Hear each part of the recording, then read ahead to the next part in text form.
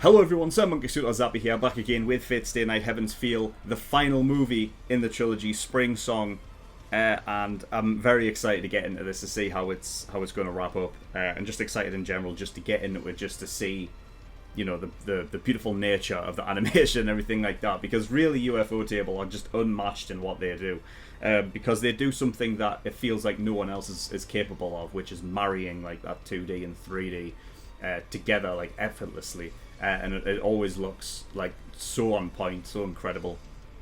The visuals just kind of leave you stunned at times, and that was no different for the last movie. That fight between Berserker and Alta Saber was absolutely amazing.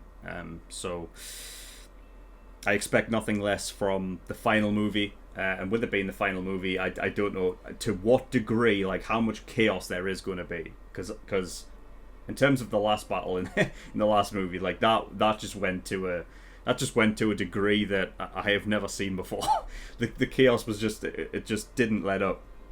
So I can only imagine what we're in for in this final movie. But realistically, I just can't wait to see how the story wraps up in this, because I don't know how they're going to end it. I feel like the ending for the last two movies felt more bitter than sweet. I mean, I guess in the first one there was a bit of a bitter sweetness to it, but the end of the second one, I just ended on a note that it just felt horrible, didn't it? I can only imagine, like, for people who watched Heaven's Feel 2 at the time when it was released and had to wait all this time for the third one just to see what was to come of this story. So, I mean, with it being called Heaven's Feel, I'm guessing the idea is somewhere in this movie, obviously towards the end, that Heaven's Feel will be achieved, which is something that was planted way back in like Fate Zero, which I think the one time that it was ever mentioned was the one of the Ainsburn's priests actually wanted Kiritsugu to achieve Heaven's Feel. Like, that was the idea, but of course we know that was that just didn't happen.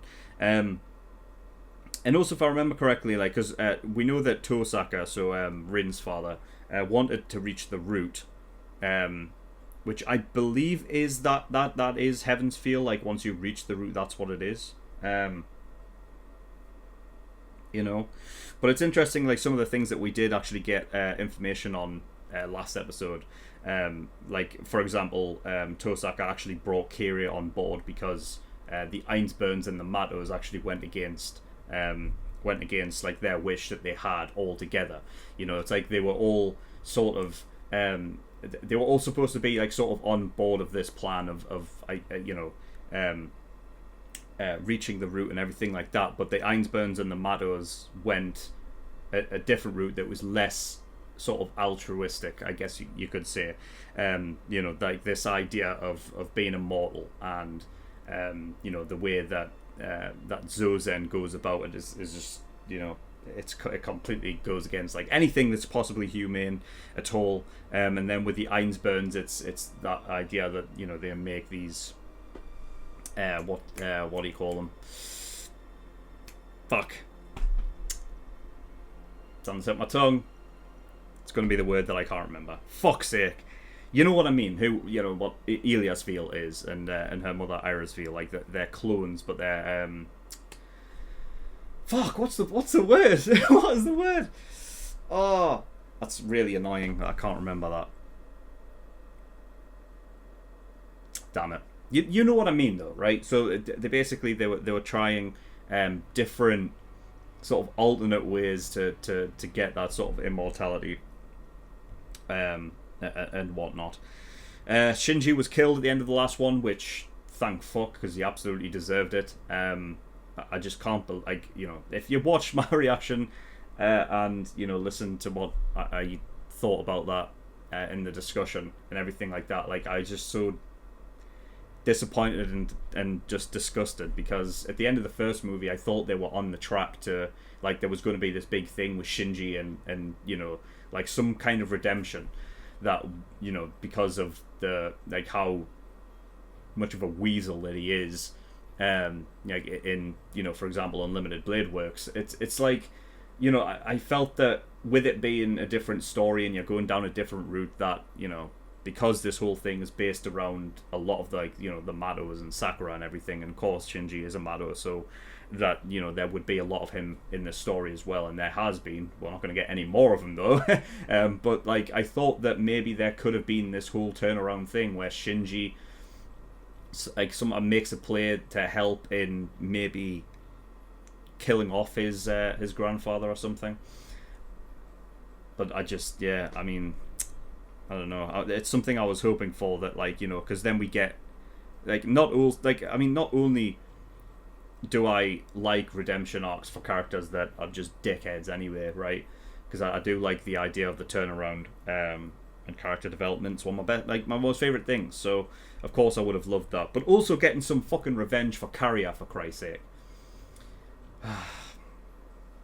Damn, Carrier. So yeah, I mean, I don't know if there's anything else I really need to go into before we get into this. You know, everything I talked about was in the post discussion for the last movie. So yeah, other than that, I don't know. I mean, I don't know how Ilya is gonna survive this. You know what I mean? I mean, she does have, like, the grasp of the Holy Grail, so it's like, you know, at some point that's going to have to come into play. And with the idea that Shiro is trying to save Sakura, is it going to be a thing where Shiro has to kill Ilya to get it? And that's going to suck. Because another thing is with Ilya is that she actually learned about Kiritsugu in this one, which I'm so happy for. Because I felt like Kiritsugu was so fucking just, like, hard done by this idea that, you know, that they were, like, the priests of, like, the Ainsburn priests and all that were just basically telling, they were telling Ilya that, you know, he's a bad father and he deserted you and stuff like that, and all of that. I just thought it was heartbreaking. So it's nice to see Ilya actually learn about Kiritsugu and stuff. So yeah, I mean, yeah, I don't know if I don't think there's anything else to really talk about. Sakura at this moment in time is being completely overtaken by the shadow. That killing of Shinji is obviously the ones that's basically taken her over the edge. And I feel like she's going to be that way for the rest of the movie until Shiro can somehow take back Sakura, if she's still in there. I mean, I feel like she is. I don't think they're going to end it with just being like, oh, well, there's nothing we can do. You know, but I don't know. I really don't know. But if it's going to come down to the idea of, you know, a miracle, a wish, then he's going to need the Holy Grail for that. And if that could be his wish, you know. So, multitude of different ways it can go. But there's nothing else to really talk about. So we are going to get into the third movie and see what we get. So, as always, the reaction will be here on YouTube, but for whatever reason, if it gets taken down for copyright in the future, I will re-upload this as a discussion-only video, and the link to the reaction will be in the description below. And as always, the link to the full-length reaction to this movie is in the description below as well. So if you do want to watch my full, uncut reaction to this entire movie, then it's in the link below. Offer is there for you. But yes, nothing else really to talk about. So we're going to get into the final movie of Fate Stay Night Heaven's Feel Spring Song and see what we get. So without further ado, let's go. Sakura is gone.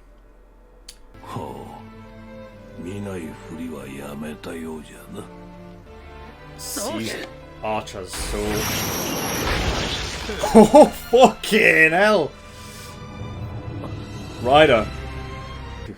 一緒に行ってあげる。最後の鍵はここにはないわ。さくらが後継者として門を開きたいのなら、私の城まで取りに行かないと。今まで楽しかったよ、お兄ちゃん。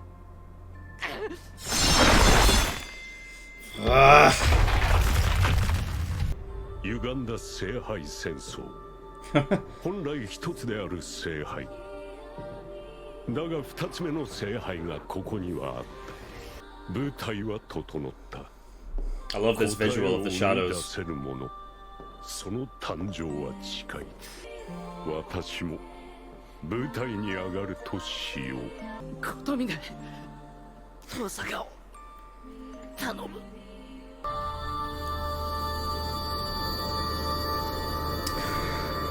Okay. 的をさくらは敵に回ったということだな。ついてこい。Let me. 的を造剣の目的は空になった的をさくらに乗り移ることだろう。故にイリアスフィールを取り戻し、的をさくらが空になる前に的を造剣を倒す。Kira, what's up your sleeve? What plan have you got? 協力すると言っているのだ。I am a bit excited to have like sort of Kira ああ、そうだ。 on our side for a bit. あの男ならこうなる前に的をさくらを殺していただろ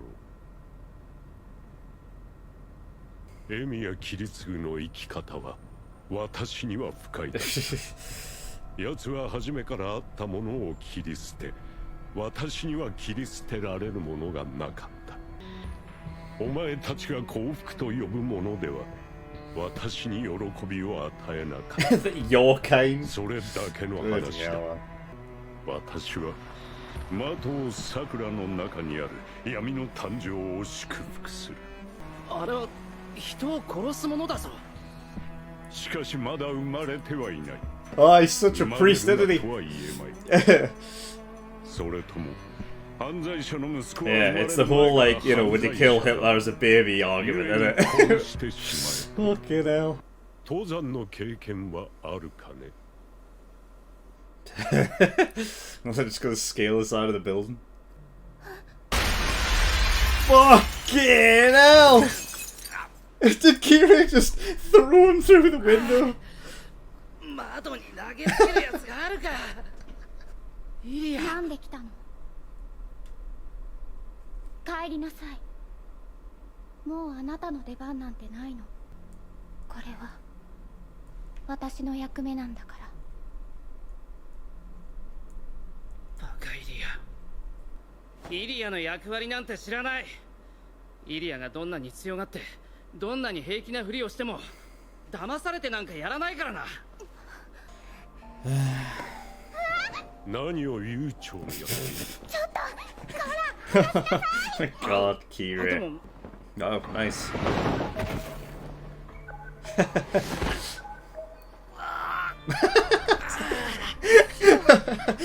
やけかね。悪いか。できると思ったんだよ。 He just followed to it because Kira did it. 来てくれたんですね、先輩。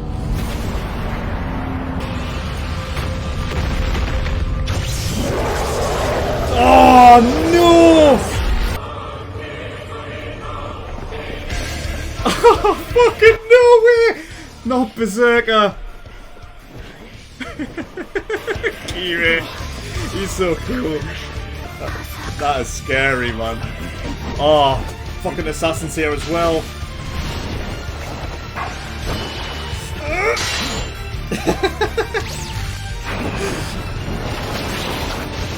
Oh, nice. Very good. エミよ、助けた者が女ならば殺すな。目の前で死なれるのはなかなかに応えるぞ。I love having him on our side. I really do. Oh man.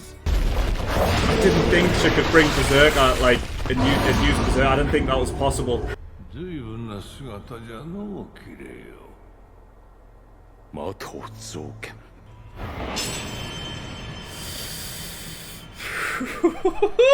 私にとって幸福とは苦しみであり、絶望こそが喜びだった。ひどい欠陥だ。外道であっても良識が備わっていたのだ。その最後の試みに一人の女を愛した。 Yeah, she died, didn't she? What on earth? I didn't. Oh God!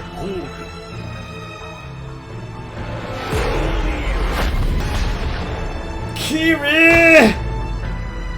No! 終わったな。 Oh, wait! No! まさか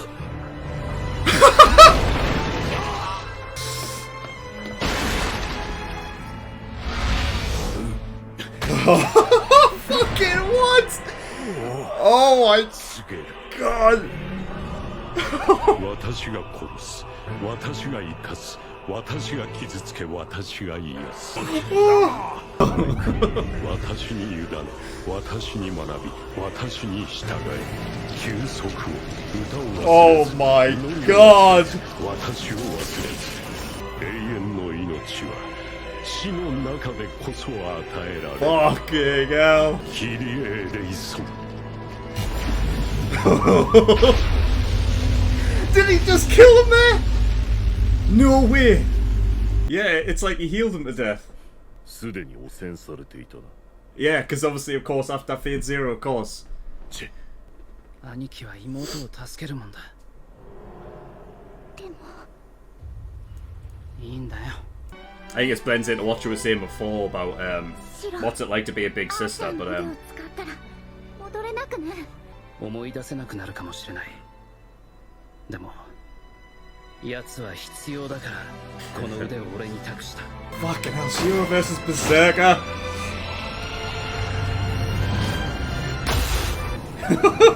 Cool. 体も意識も無感動に崩れていく。何のために戦うのか。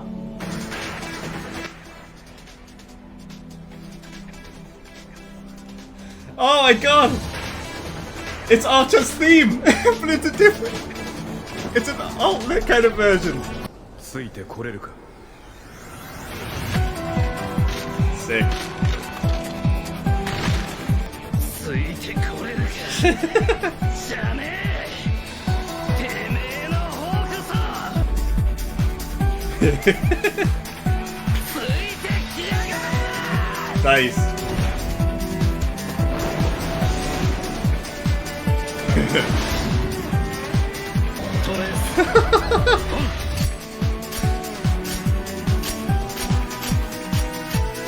Wow.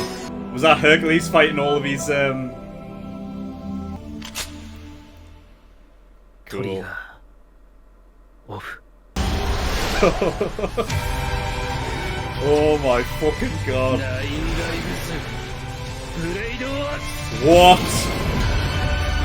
Holy fuck! He just basically, yeah, because he copied Hercules'.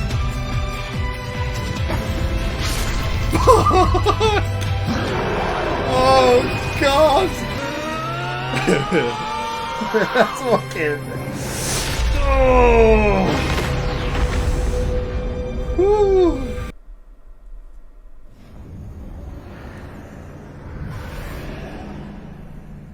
Whoa. Brought him back just for a second. So he, お前が守れ。 fucking hell, he talked to her. Talk to him.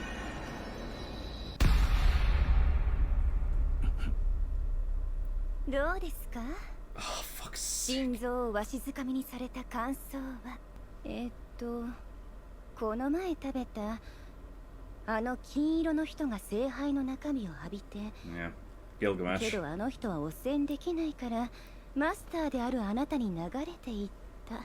お前は別人格などではない。暴力に酔う今のお前もまた、的を桜。 Yeah, I thought there was something with that. That it seems like it's not an alternate personality. その期待に応え、お前は見事アベンジャーを誕生させようとしてい The る。 Avenger. 難なくとな。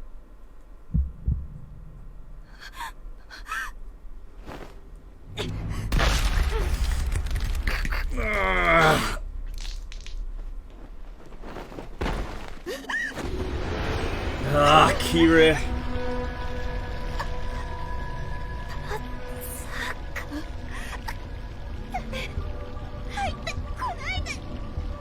But why did she call Berserker for? What?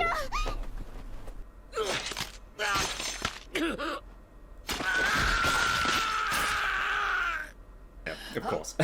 It's like unlimited blade works. It's probably like shooting pains from using the arm, maybe. But obviously, because essentially he creates blades, so it makes sense that. Is that a pendant? それああ、これは Yeah, the red 大 pendant. 切なものなんだ。最後まで持っていないと。あれ、 Interesting. 今俺なんて言った？ He's getting feelings from Archer.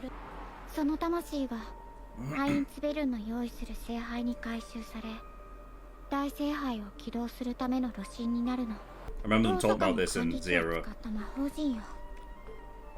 ハインツベルンとマキリ、遠坂の御三家は聖杯の力を持って外界に出ようとした。ハインツベルンから失われたとされる神秘、真の不老不死を実現させる大儀礼、天の杯、ヘブンズフィール、魂を物質化する魔法、桜を変貌させ条件が手に入れようとしているもの、そいつがアベンジャー。聖杯戦争における第8のクラス。 8th class? What? Right, okay, yeah, of course. 3度目の戦いで The shoulder, everything. ハインツベルンはサーバントとしてアンリマユを召喚した。 Ooh, okay.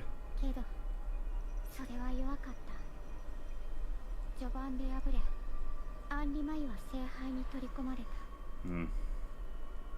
その時聖杯は一つの願いを受諾してしまった。人々がただ悪であれと願って生んだ存在、それが聖杯の中においてようやく実現した。それがあの影の本体、その一部を受けたものが琴峰であり、 Right. 聖杯の中身のかけらを造形に植え付けられ、人工的な聖杯となったのが桜よ。その2つを使って宝石剣を投影してほしいの。遠坂の系譜に伝わる秘宝中の秘宝よ。そして桜と戦うための Okay. 宝石剣に似せたアゾット剣よ。 Is that the one that Kiryu used to kill Tosaka? 真珠？いや、 It's probably no. It would have been an ancestor of the Mados, right? Like when they were referred to as Makiri. That'll be one of the Einsburns and one of the Tosakas, right? あと根源に至るべく遠坂、アインツベルン、マキリの三者は互いに協力し道を開く。遠坂は聖杯を敷設するための霊地を提供する。マキリは見栄となるサーバントを縛るための霊樹を提供する。アインツベルンは第三魔法に届くための陣を提供する。 They're the carriers of the Grail, so 根源へとつなぐも解放。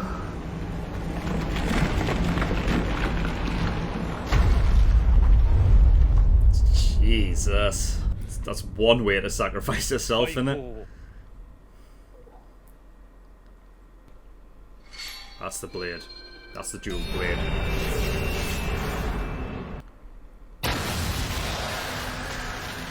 Yeah.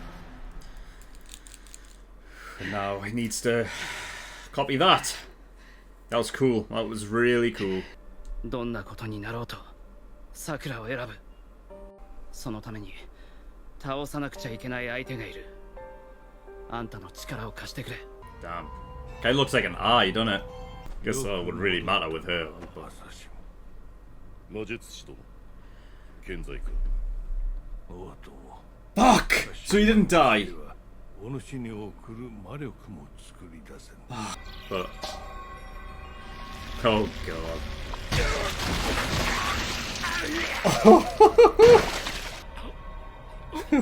なんだ、もともと顔がない人だったんですね。 Well, 何をする Sakura's got a hold of him now. おじいさまがなぜ私にとってこんなに She's も gonna pull out the shard. 大きい存在で This little thing? The fuck's 私 that? の神経の一部になり変わっていたんですね。 I お thought she was... じいさまってもっと大きいんだと思ってました。 Oh, right, that's okay. 待て God! Oh. 言って、姉さんだけはここへ通して。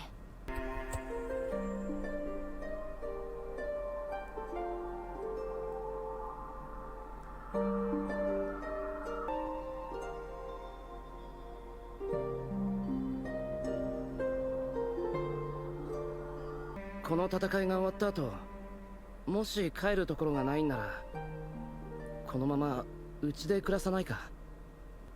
Kiss his head. No, give him a head pat. いってらっしゃい、シロ。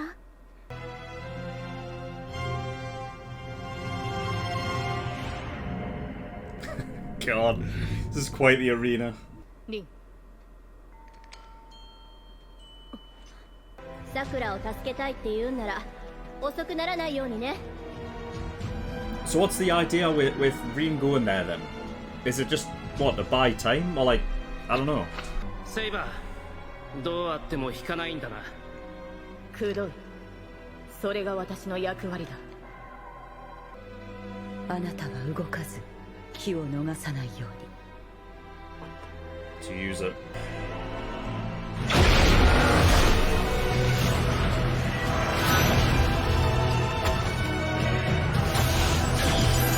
Okay. See if she can petrify her. Jesus. How is this cave gonna hold up? There's no way.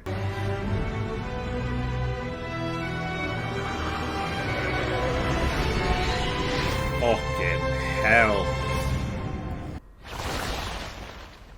考えてたんです。私、この世界が嫌いなんです。今まで私を助けてくれなかった全てが許せない。 She's been 何だっ very てできるようになったんです。 truthful. そう。 Isn't she? この力が羨ましいんでしょ。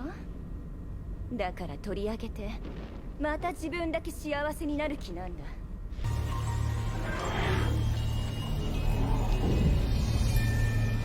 湖に落ちた虫みたいに。 Okay. Cool.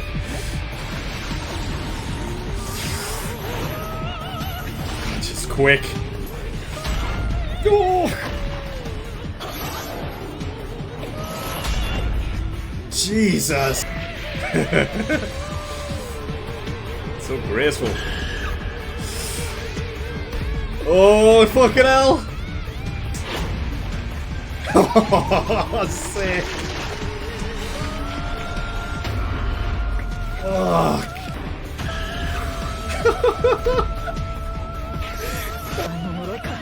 Such a powerful ability right now, man. あなたは味方の危機でも動かないことができますか？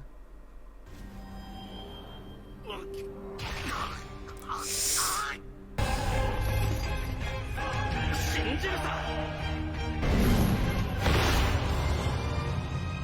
シローが気になりますか？動きませんよ。私は信頼されていますので。Yep. This cave must be held up by magic. It must be. Fuck! Look at this! God! Oh my god!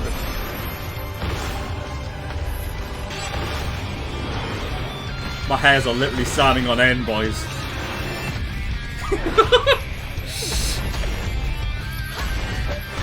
This is insane!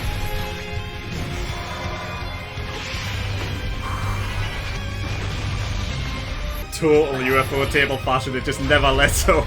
Just keeps going. It's like Gilgamesh's chains.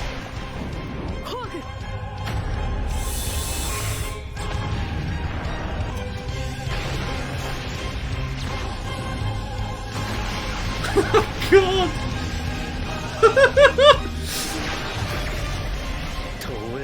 This is it, this is it, this is what we're waiting for. I am the bone of my soul. Such a cool line, man. Ias. Come on!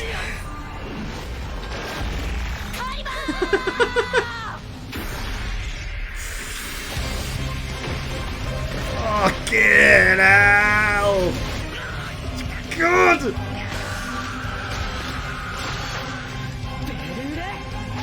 This gives her time for her Noble Phantasm. What? She's got a horse! She's got a Pegasus! What the fuck?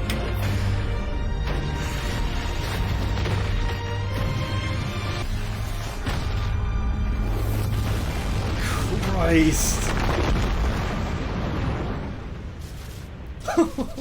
Fucking hell. I was... That's it. 白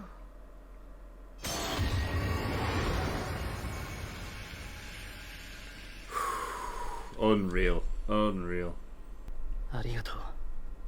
お前に何度も助けられた。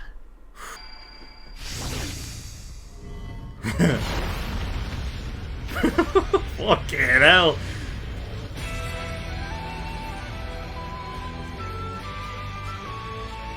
Right. I forgot to add the... Yeah, of course, man. I like how she strengthened her leg to jump high.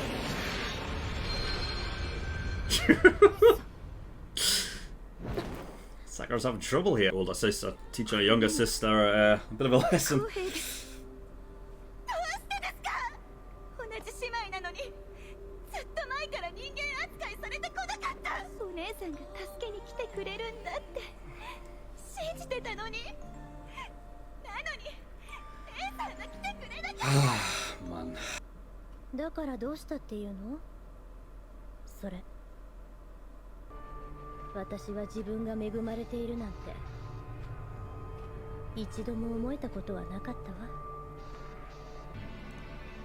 よくもそんなこと。さくら、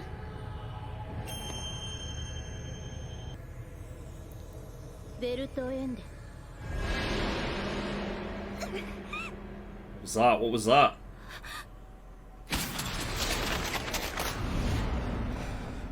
Fucking hell! She used it to throw her off, blind her. That's why she was baiting her in.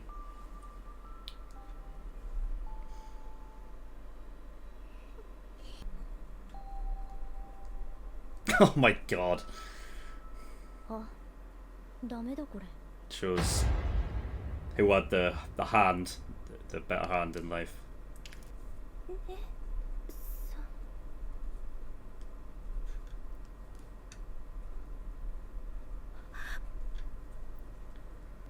いつも笑っていてほしかったし、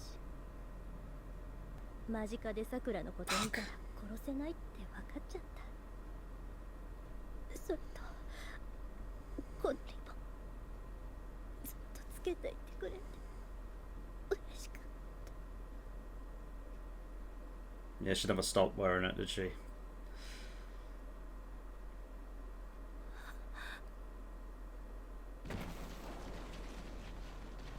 She did get stabbed and... Shit!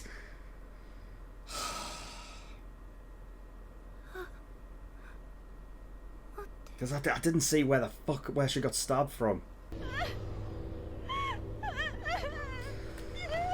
Fuck!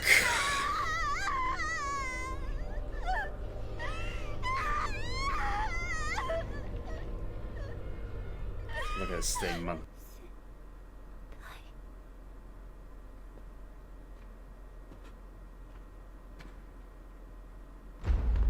Oh, wait! Pendant! Right? Now Shiro can return the favour.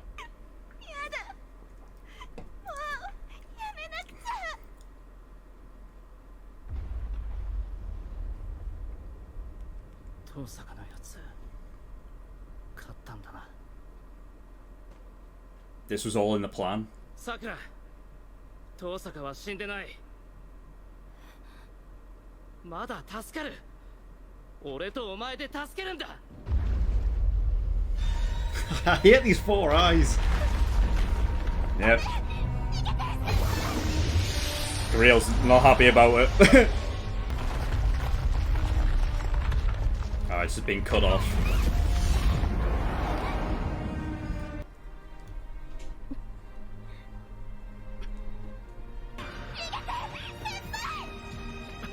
You ain't gonna be doing that.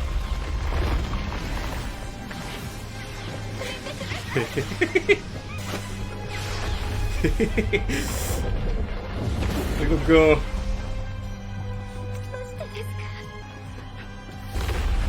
I believe it. I believe it. We can save her.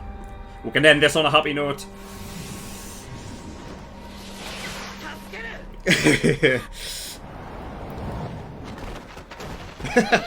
Nice. Ah.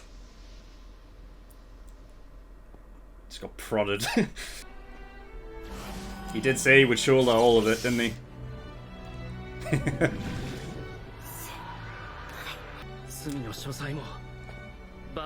Ah, that's what the dream was then.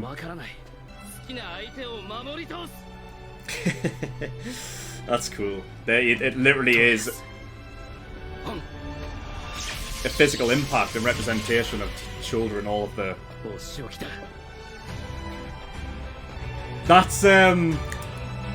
That's Casta's dagger.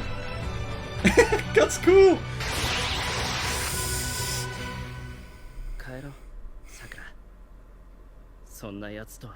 But yeah, it's perfect. It's literally the one thing that can get her back. That's cool.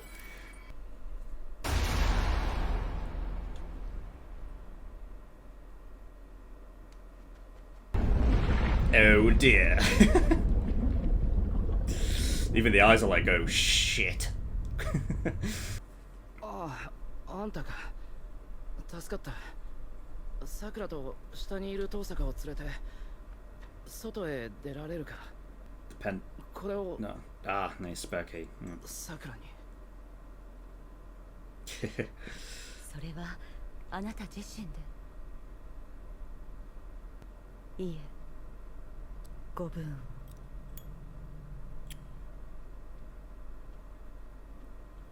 Is he going to sacrifice himself? Oh my god, it's Kiri! He's back! Of course he would get it. He said he needs to go face to face with it, didn't he? Oh, great.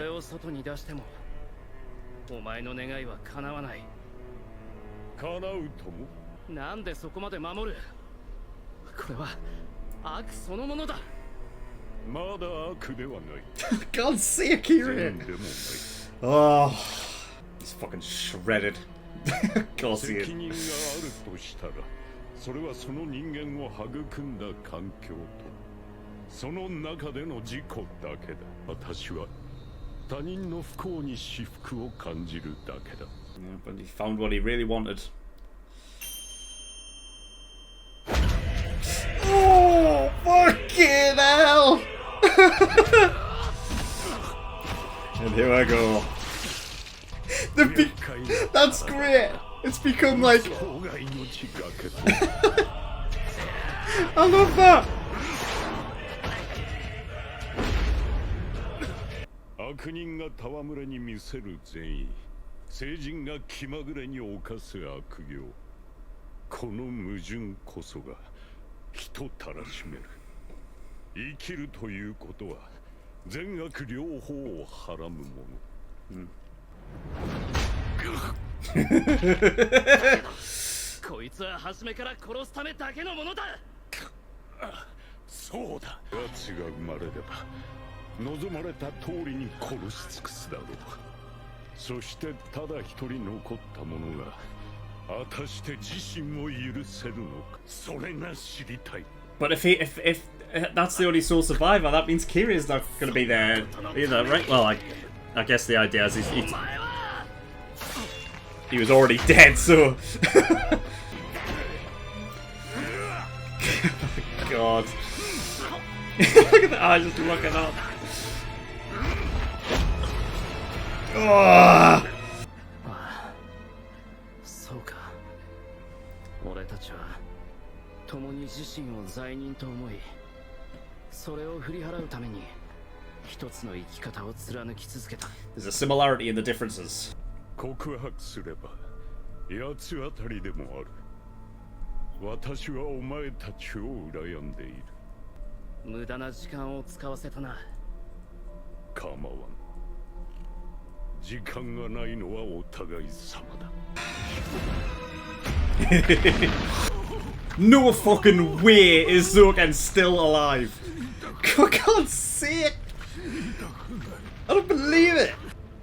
と我が旧敵、汝はなぜ死にたくないと思ったのか。Oh shit! この世すべての悪の排斥のため、我らこの願いに命を賭そう。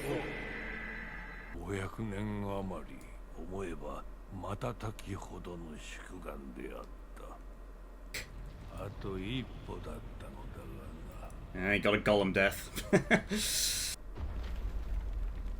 単純に時間の差が出るとは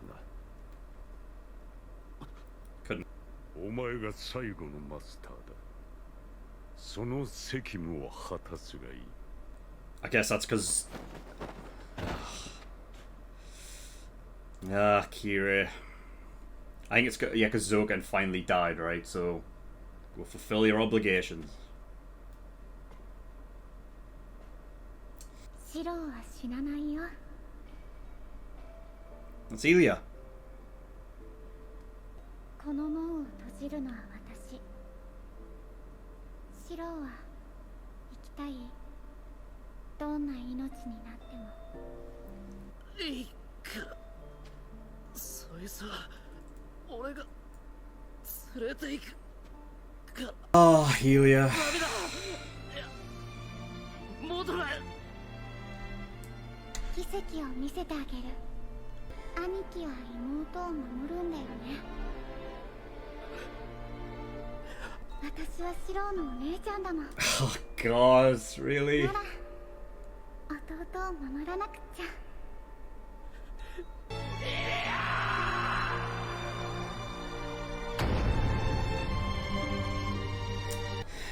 And the gate closes.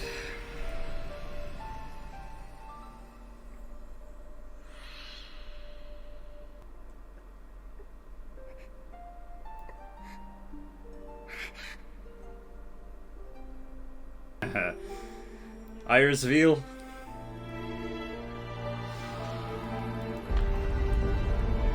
Oh, that got me.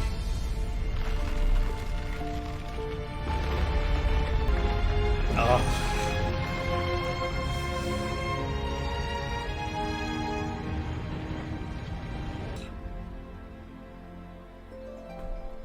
Pendant.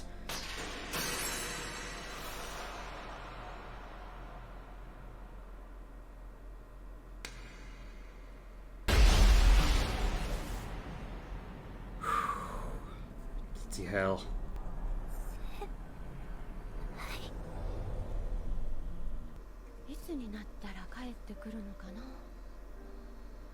Shiro hasn't returned yet?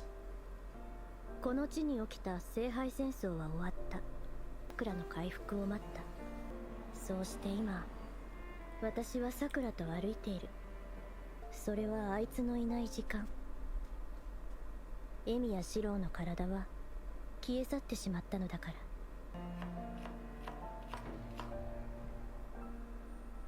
桜、リンが帰ってきました。 Oh my god! ありがとう。 Yeah, I didn't even think Ryan is just still hanging out. Who was that?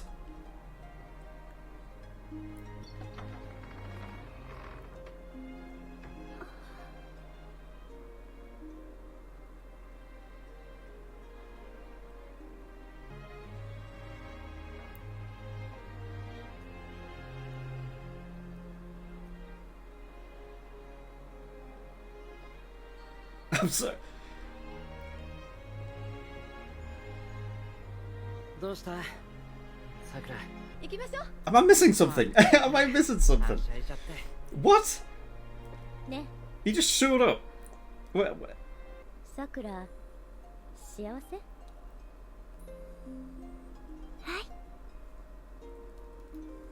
Nice.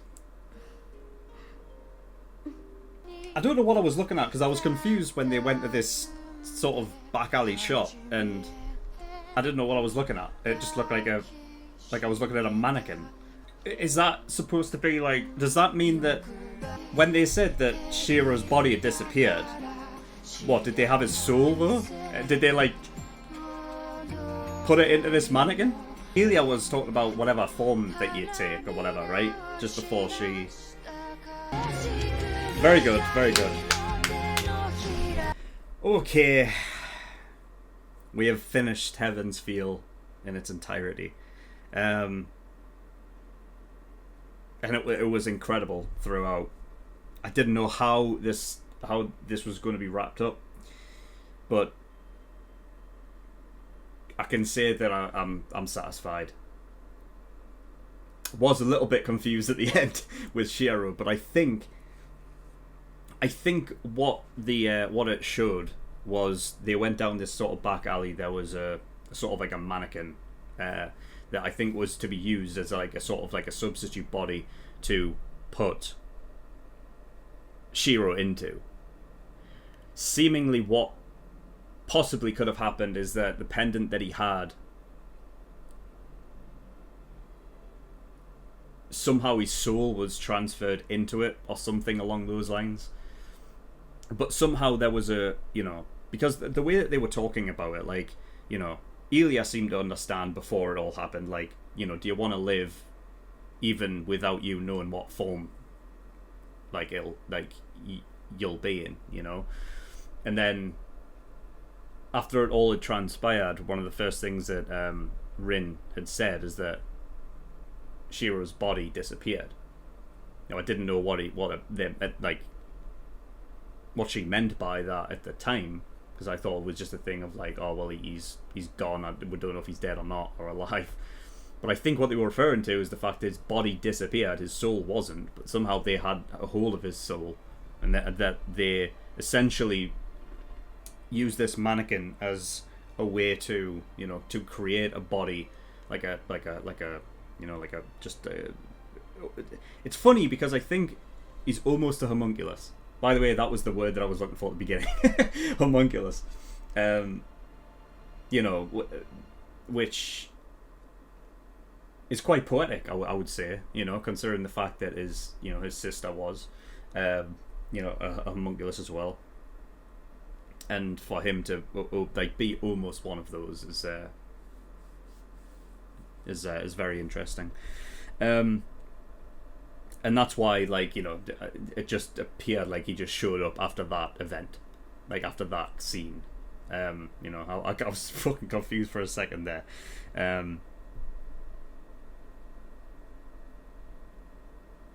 But yeah, incredible movie.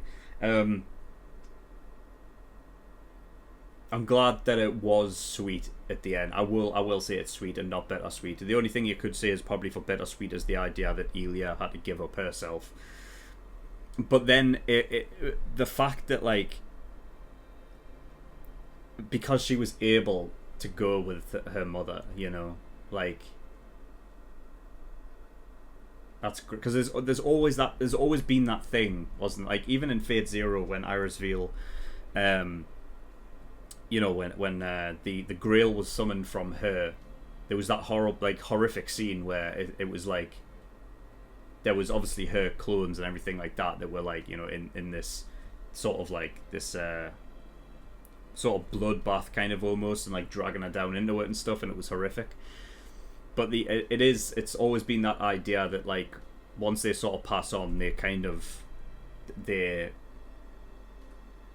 go with their past selves almost, and they it's almost like a heaven for them. So for Elia to be reunited with her mother was so nice. That was the only thing that got me in this trilogy. That was the only thing that got me to cry. So yeah, Not that I didn't have like any feelings about, you know, anything else, you know, because the other thing was obviously just like in this movie when Sakura is sort of, you know, she's putting it all out there, like the reasons why, you know, she like hates the world and everything like that, because she's been through so much shit, you know, and putting it all out there, and I did feel that. But yeah, Ilya going to see her mother again, that was really nice. I think the reason why that one got me is because it's been so long since I watched Fate Zero, you know, so it feels like it's weird because this is the end really for me of Fate Stay Night, isn't it? Because there's nothing else. I mean, the other one is the original Fate Stay Night that I haven't seen, which apparently goes into... Actually, no, it doesn't, does it? The original Stay Night isn't... Oh, is it? Can't remember. It's been that long that people were saying that, you know, the original Fate Stay Night was the one with sort of like it revolved more around Saber, I believe, as opposed to, you know, Rin in UBW and Sakura in this one. But you know, like this one is sort of like this movie was kind of like the cutoff in the end for you know, from where I started with Fate Zero all the way to this point. So that entire span of time that I've been watching all of this this story unfold in different ways, and you know, expectations and what I think's going to happen, and you know, the twists and turns.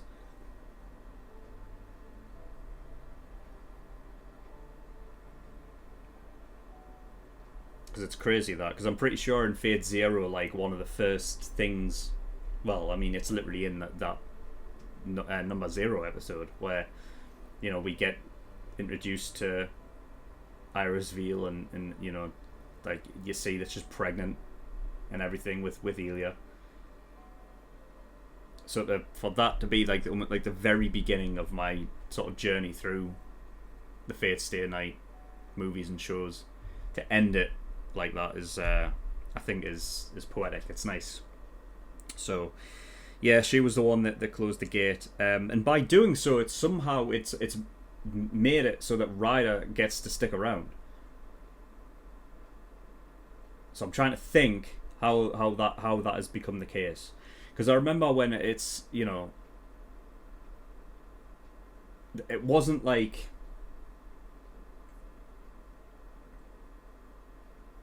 any grail was up and no wish was really, you know,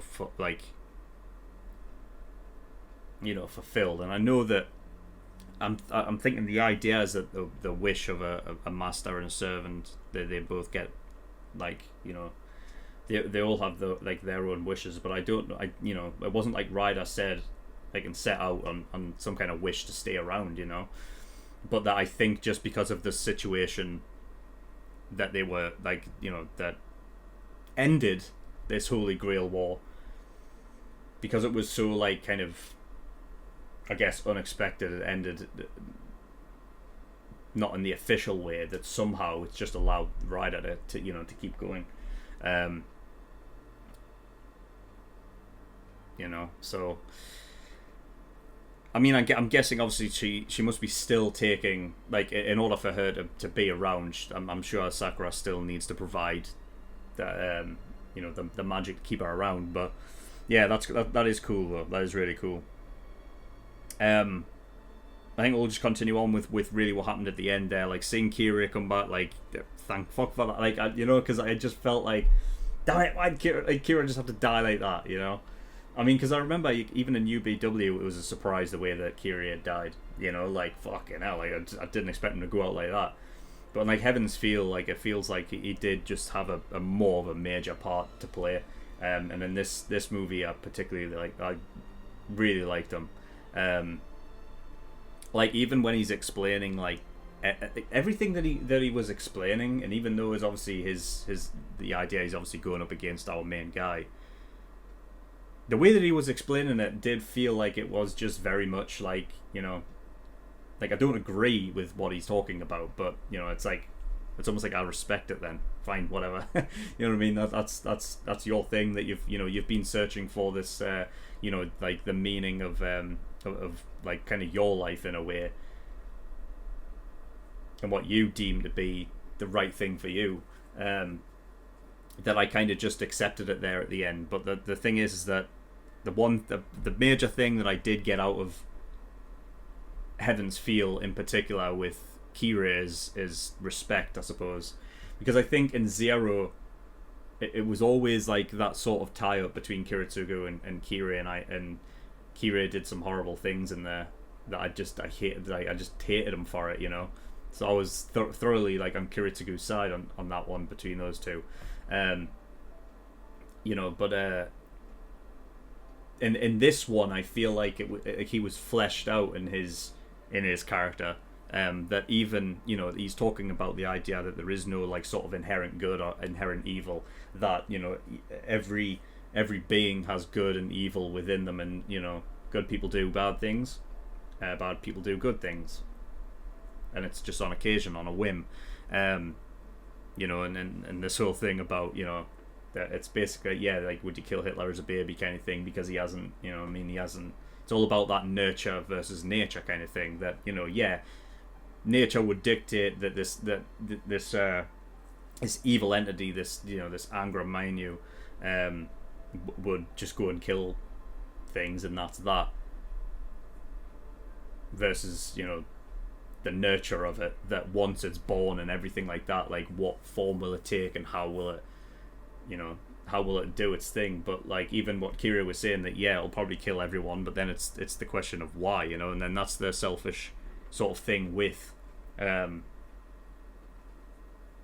know, with Kira, is that just him wanting to know, you know, just that search for like just like answers that he never gets.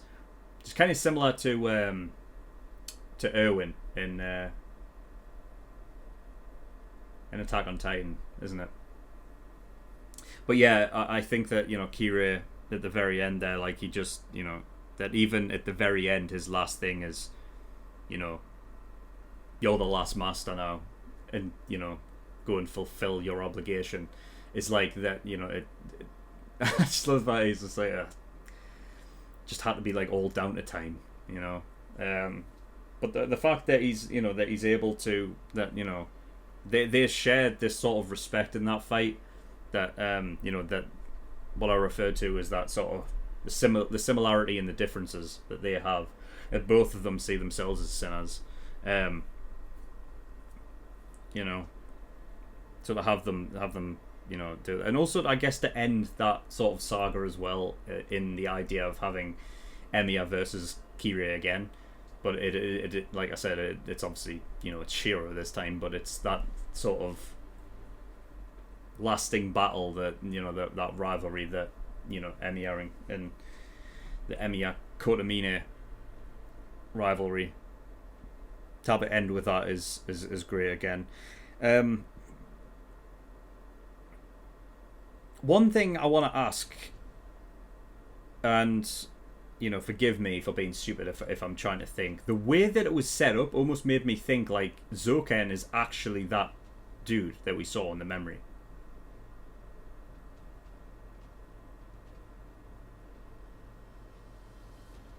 I think it is.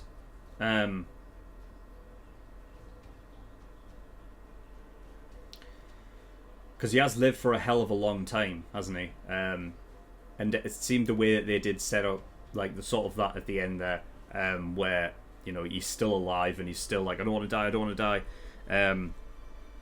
That he turned around and saw a vision of the Einsburn woman, you know, whatever her name was.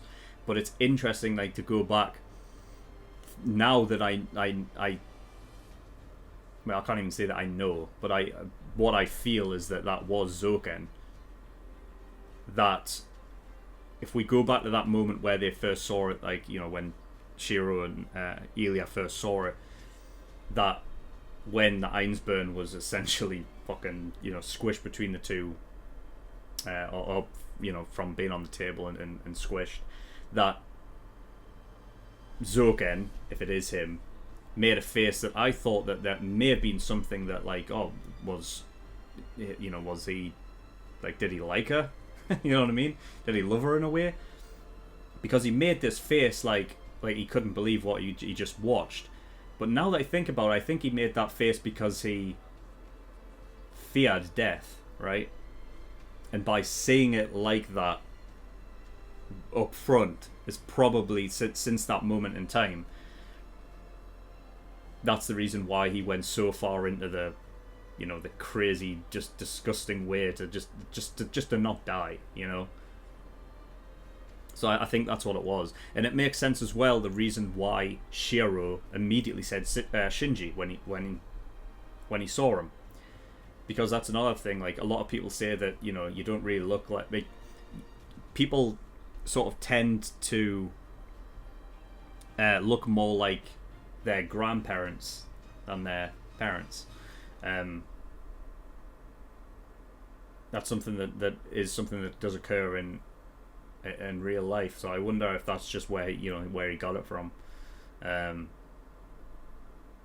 I did think it was weird that, like, that would have never been brought up again unless that was indeed Zoken, you know. Because I thought it was weird at the time that he shouted out, you know, Shinji, and then it was like, oh no, it's like, well, you don't just do that if, you know.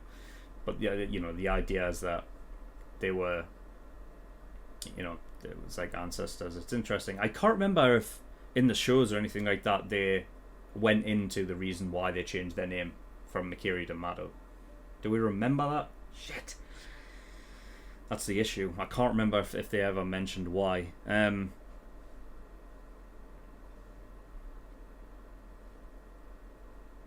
But yeah. So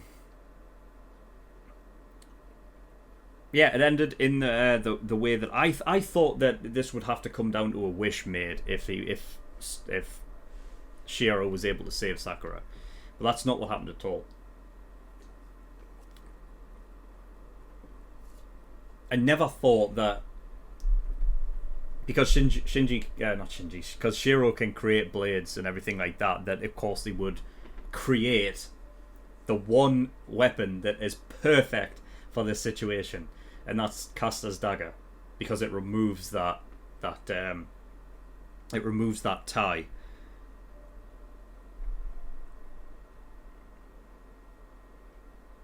It's just perfect, because I'm glad that, like, that also just came back around for, you know, even for Caster's character, you know, because I remember, like, even in, like, UBW, you got to feel sorry for Caster, you know, and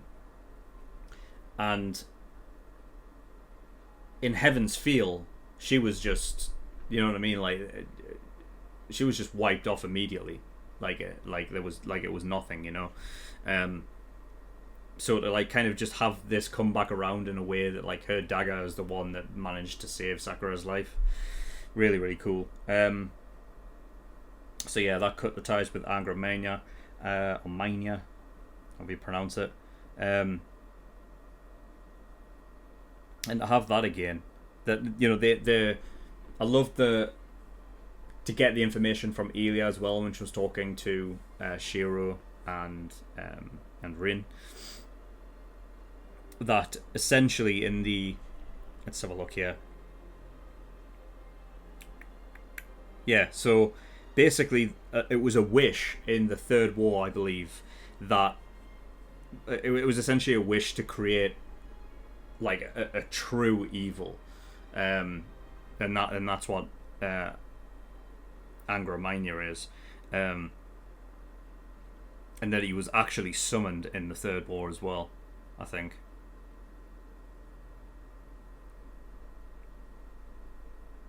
As a sort of an 8th class as well. So it was something that was supposed to extend the classes, but it's something that couldn't be done permanently, I guess. But where he came from, the idea that it was given to one person to show that all the sins of everyone else, that he was seen as the evil one from everyone else's, but because he was the one chosen for this, it wasn't something that was, you know, it ended up being a case where he was actually an anti-hero. And I talked about it during the reaction, but yeah, it's an idea that I thought it was interesting, the sort of, you know, like kind of like it mirrors Shiro, you know, that he was like the one to shoulder everything, and because of that, this is, you know, you see him, you know, towards the end, where essentially these sins are becoming an actual physical representation that are actually affecting his body, which I thought was really cool. And yeah, I thought it was interesting as well that like Kiritsugu actually inadvertently stopped it. That it's something that could have reigned true in the last Holy Grail War in Zero. That if Kiritsugu hadn't actually destroyed the thing, that it could have become reality. So that was cool as well. So yeah, they go back in time anyway with the memory, to basically get a look at the jeweled sword, so that that's something that can be created and be used, which was really cool. It does have that like sort of like cat's eye effect like in the middle, but I didn't get a chance to write down exactly what Rin said when she was talking about how it used it, but I think from what I caught, it takes from magical, it takes from like magical sort of, I guess, places or entities from separate places. I know it sounds stupid when I'm saying it, but I'm trying to like sort of remember, because it was something like that, right? Like basically it was taking magic from elsewhere and using that power, and she was using that power to attack. So I could be wrong. Let me know if I am. What else?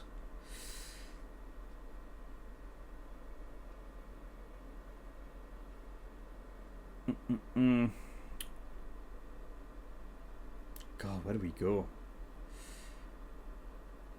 I wrote down, there was a lot of me like writing down, so and so dead, and then realizing that they're not dead. You know what I mean? I did that with Kira. I did it with Zoken.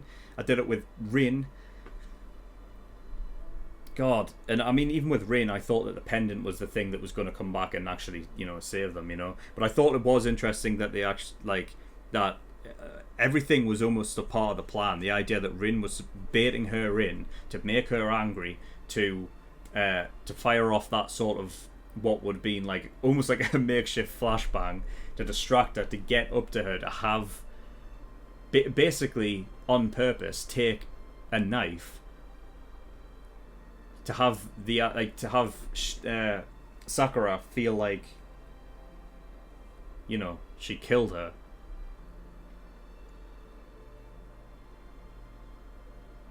Just so they could bring almost her back, you know, bring her back to you know, to her nice self again, to her true self, and not this you know, this tie with anger mania that's sort of pouring through.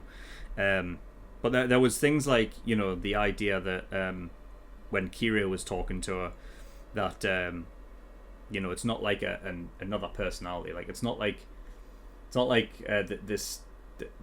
this evil thing that's inside her is like a separate entity that's coming through and trying to take her over. But it's almost, I guess to describe it would more be in the line of Sakura, because of all of the hardship and sort of torture that she's been through for, you know, since she was a kid, that it's kind of almost like herself, like talking herself into liking this idea that now she's the most powerful one and no one came to help me and everything like that she kind of just embraces the darkness.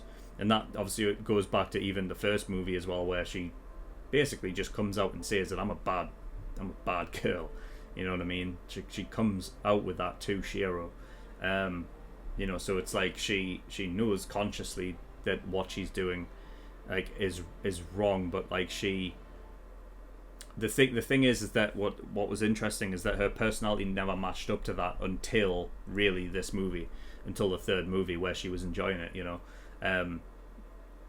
But then realizing that, you know, after that battle with Reen, that you know, she just wanted basically comforted and also just praised by her sister. So yeah, so it seemed like that was all part of the plan, and even I think it was almost meant to extend to a degree that, you know, they, like when Shiro came and he said that, you know, we can save her together, I thought what would happen is, like, because I don't think that any magic that Sakura has is capable of saving somebody, like, as in, like, healing them or anything like that. But I thought that there would be a thing of, like, they can save her together and use the pendant to do so, and that obviously wasn't the case. You know, but yeah. Speaking of parts of the plan and everything like that, we get to the battle between Ryder and Saber, which pretty much the main battle of this movie.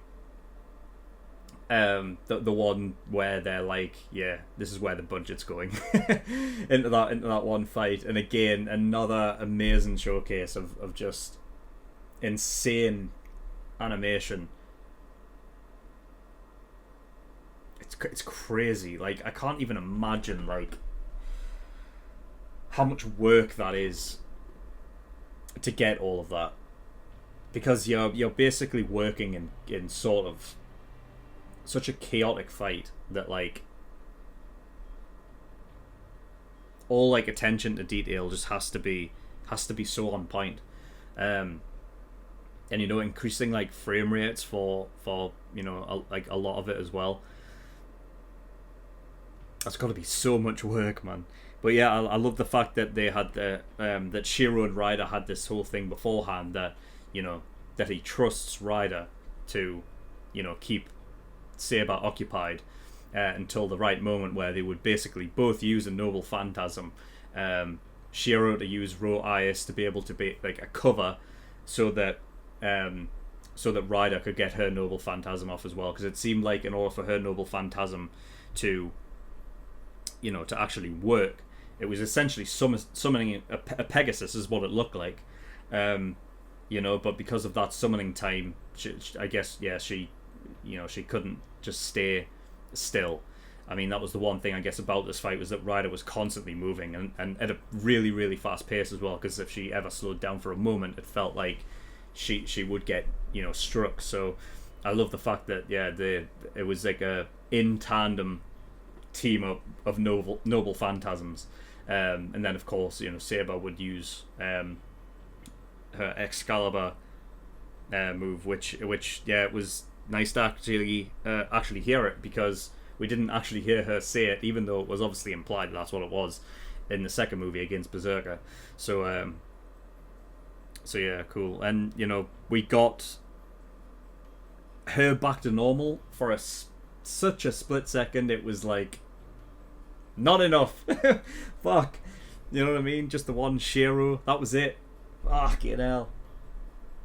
I mean, even Berserker got like, you know, a little bit more than that, and we even saw him, like, out of his Berserker form, you know, which is really cool to see. Really cool. But yeah, even he got, like, you know, Protector for me.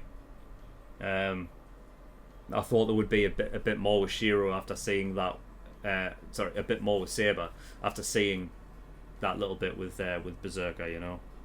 But, you know, she was back just for a very, very short split second. But yeah, that fight was amazing.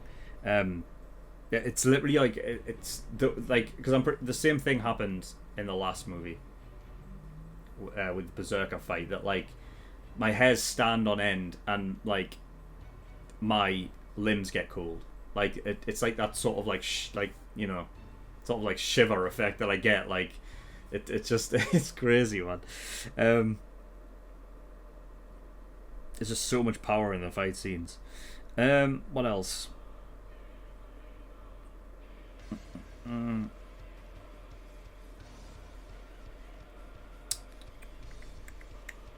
Ah, yes.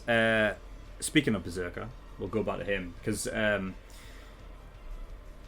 Shiro actually did get to fight him, and it is interesting that he was even brought back to begin with, because I was wondering, is like, you know, because I'm pretty sure Lancer wasn't brought back at any point, you know, but this idea that, you know, if you kill them, I didn't think you could bring them back. I thought that the idea was the shadow would essentially swallow them alive, and therefore that's how they would use them.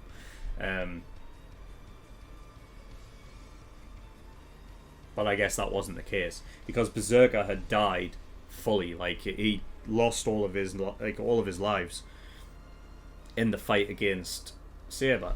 So I didn't think it was possible to bring him back, but he did get, you know, brought back. And there's something about, like, the way that they use Berserker that's so like sort of like animalistic and like just monstrous, that I love the fact that all you hear is just like the roar of Berserker, right? And it's like a scary fucking feeling, you know. But yeah, that was really cool scene as well with Kira there. But yeah, so Inshiro goes up against him. He uses what he refers to as 9 lives blade works.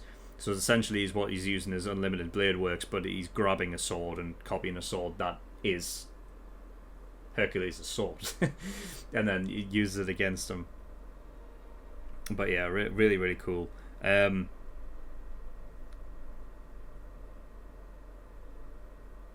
Yeah, also, like, in terms of, you know, because I can just go on about the visuals for this, you know, from UFO Table all the time, but also the ones that aren't the fight. So like when the first time, you know, Shiro removes the bandage and he's kind of like going through this like, I wouldn't even know how to describe it. It's like he's almost like going through a different dimension when he's activating this power that, you know, just that like sort of green sort of hue and everything that, you know, that it's animated on him, like, is just really cool for him to come around and fight Berserker. I just thought was a really cool intro to that fight.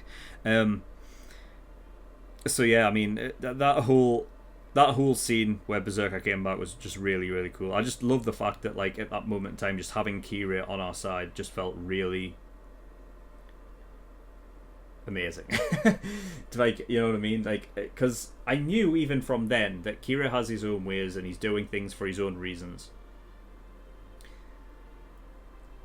I mean, even Kira, like, told Shiro about that, you know, for now we'll team up, so that it was only going to be temporary. But for that period of time, Kira was the coolest. He was so fucking cool, man.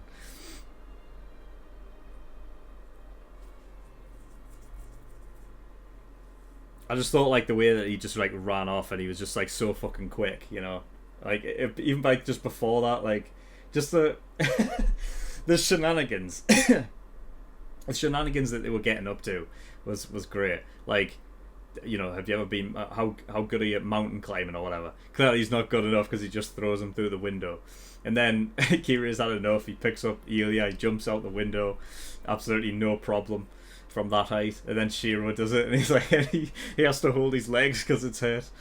I just thought it was so funny. But yeah, then it quickly just goes into badass mode. Kira's like, you know, take her and run, you know, amazing. Like the sacrifice play, but knowing that Kira, like, just doesn't give a fuck. And then when he goes to this, you know, to the old church that I think, correct me if I'm wrong, is the same church that Kiritsugu and Irisville were in the first episode for Fate Zero, where he's initially given the scabbard, right, as the catalyst to summon Saber. I think that's what it was, but yeah, of course, it, you know, lured in there with Zoken, and having Assassin do his normal phantasm to Kira, right, to basically get a hold of his heart, and realizing that pretty much nothing here, like, you know what I mean? It's like he's completely just, you know, he's already dead, so the heart doesn't really make any difference there. It was just cool. And then him like, immediately knowing where Zoken was. You know, I think that's what he did when he basically pinned Assassin to the wall, and he, you know, he got basically up, pressed his hand up against his face. And I think what he was doing there was somehow using that to kind of scan where Zoken was, because obviously Assassin was his servant, so he could somehow find the location of where Zoken was, and immediately ran up there, gave Zoken absolutely no time, and I thought he killed him right there. And it was cool, and just seeing like that sort of opposite effect of, you know, healing to kill, because obviously that, you know, Zoken's under this sort of under the dark, if you want to call it that, so that basically light attacks, they actually hurt him. They do, you know. Yeah, that was really cool. Kiryu was just generally just really, really cool throughout this movie. I mean, even throughout the whole trilogy, really. I mean, you know, because the thing is with Kiryu is that he's had this air around him that is like, ever since like after Fate Zero, it's because he's the one sort of, I guess, character that's come. Oh, I know that, you know, technically, like, you know, Gilgamesh or anything like that, but he's a character that has been around for essentially the longest period of time. So, you know, it's almost like he's just become this kind of this legendary character. Oh, we're going to see Kiryu. You know what I mean? That like now he just has this sort of, he has that aura about him. And it helps, like, you know, the voice actor for him is absolutely amazing. That, like, you know, he has this, like, sort of tone of voice and this, like, this intonation that just makes you just, like, kind of focus, you know? But yeah, he loves these, like, you know, these little proverbs and everything like that, and his way of speaking's so, like, sort of enthralling. So yeah, it's just really, really cool. We actually got to see his wife as well, which was completely, you know, that was completely unexpected. I didn't think that was, you know, going to be the case. But I think that was the one thing that I was actually surprised in like what was going on there, that his wife killed herself, but she had this like sort of idea that, you know, they loved each other and everything, and I don't know, like. I get it in somewhat. It's similar to Kiritsugu and Irisville, that, you know, that this idea that Irisville's always gonna, like, you know, be this, you know, sort of sacrifice thing, but, you know, Irisville was always like, you know, while I'm here, you know, she still wants to like just like live like an old person, have a relationship and everything like that. But knew that at the end of the day that, you know, the sacrifice was going to have to happen, you know, and Kiritsugu was, you know, having to go through with that. But Irisville understood that was, you know, hurting Kiritsugu, the idea that he would have to do that. So similarly, kind of on the other spectrum, which we never even knew in Fate Zero, because the only thing that was ever mentioned was that his wife had died, and that was it. We never got any more information on that until right now, where seemingly, for some reason, Kiritsugu's wife kills herself, but does talk about how I don't know. I don't know about that one. That's a sort of an interesting thing, and I wish it would have elaborated more. But I guess it was more to do so with the idea of how, you know, Kira felt about the whole thing, as opposed to what his wife did. So, you know, if you want to, if anyone knows anything more about that, because I don't know if they just kind of cut it down for the movie, but, you know, in the visual novel, they may have actually had that expanded to a hell of a lot more. So, if you do have any more information, then please let me know in the comments below and elaborate, because I would like to know more about that. So yeah, other than that, what else?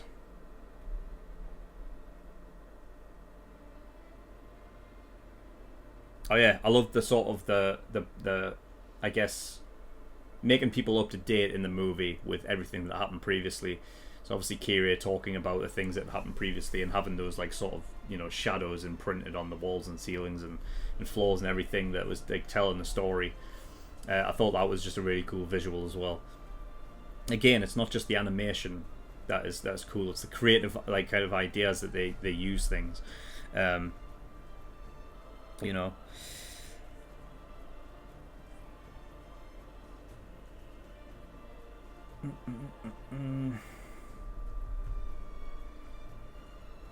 Oh, yeah, this one. So, this never came back around, and I thought that it might, but I just wrote down Sakura called out Berserker for some reason. Why? What happened there? It was just after Shiro had killed Berserker, right? And Saber was about to strike down Shiro and was called back, right? And I think it was just after I thought for a second that Sakura had killed Kiria, and she sort of like, you know, fell to the floor and shouted out, "Berserker, don't come in here!" Like, I don't understand. What was that? What was that? Because then I thought, okay, right, she can feel whenever like her servants that she swallowed up has died then, but then she never felt anything when Saber died. So I don't know what happened there. And it was never elaborated on either. So again, if you have more information on why that was, please let me know.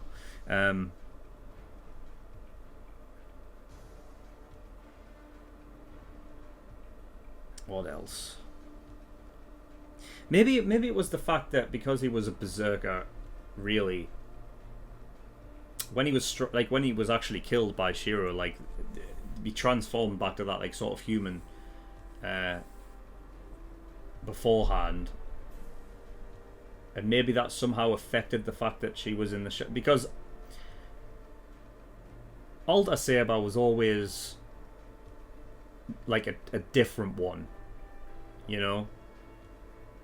It never felt like, you know, because in the first movie we had that sort of visual where, you know, Saber's shrinking and she sees herself, you know. It almost felt like a completely different one, as opposed that was already there, as opposed to it being the same. But I think that was more like a visual sense, and that really they were the same. But I don't know. I just found it that it was weird. Back to the memory as well. That Zelrich guy was a name that Elia was talking about, and that actually came back around back into play. You know, the idea that I guess the engravings that was, I think what they referred to, or Elia referred to it as, like, whatever the engravings are on the arm, like basically for Archer, right, was something that was connected to Zelrich. And Rin and Elia were talking about it, about how they could try and get answers or anything like that. And I guess that's what they were alluding to back then, was, you know, this idea that they were going to go to the you know, to that kind of, that sanctuary place to learn about it and everything, and then, you know, the jeweled sword and everything like that. And I think the dagger that was sort of made after it was the I did ask in the reaction, but I don't know if it'll be the one on YouTube, but that was the same dagger that Kirei stabbed Tosaka with, right? I'm not wrong in that? Because I think that dagger was given back to Rin at the end of something, I think. At the end of Zero or something like that. I don't know, I can't remember. I think so, though. So, you see Kirei just having an effect throughout the whole show. That one thing of deciding to give that dagger back to Rin, just, you know, changed everything.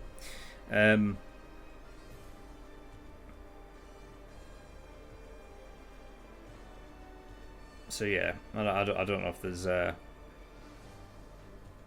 know if there's anything else to really like go around and talk about.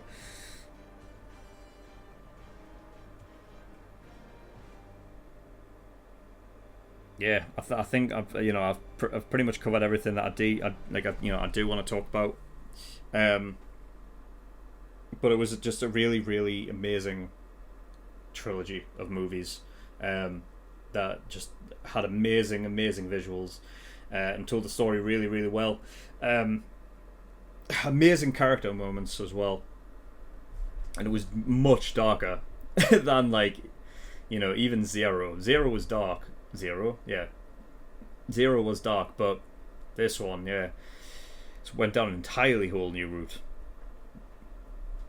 So yeah, I think that's pretty much all I've got.